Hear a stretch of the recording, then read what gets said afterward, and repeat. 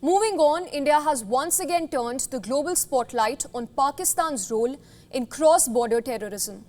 At key international fora, top Indian leaders have accused Islamabad of sheltering terrorists and using extremism as a state weapon. The statements come amid rising tensions following recent attacks in Jammu and Kashmir. We track the tough talk and growing diplomatic pressure on Pakistan.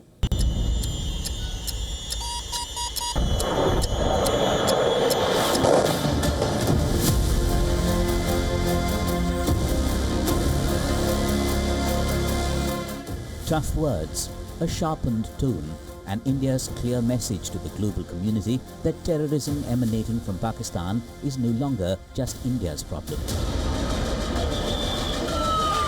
India will identify every terrorist and punish.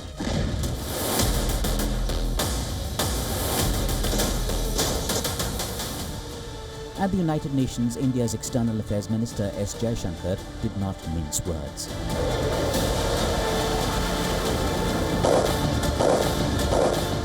The world must come together on some basic concepts.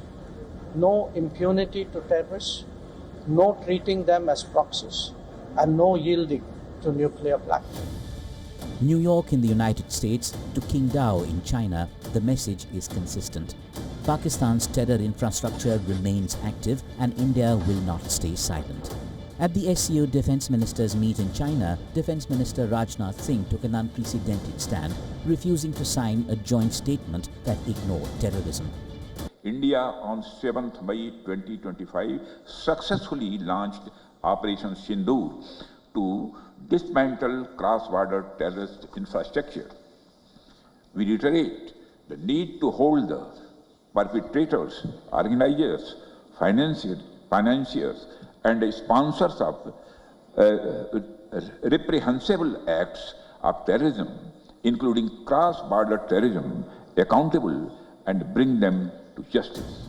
But the scourge remains, with countries like Pakistan and China looking at terror worldwide through the lens of vested interests. The idea of good terrorists and bad terrorists.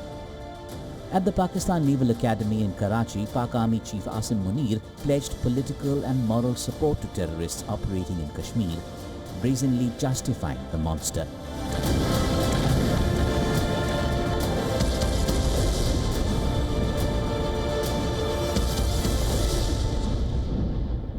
We stand firm with the Kashmiri people for their right of self-determination. What India tends to term as terrorism is in fact the legitimate struggle as per the international convention. Good Taliban, bad Taliban. Good terror, bad terror. Outlooks on hate molded by sheer convenience and political leaning. It boils down to terror being allowed to thrive.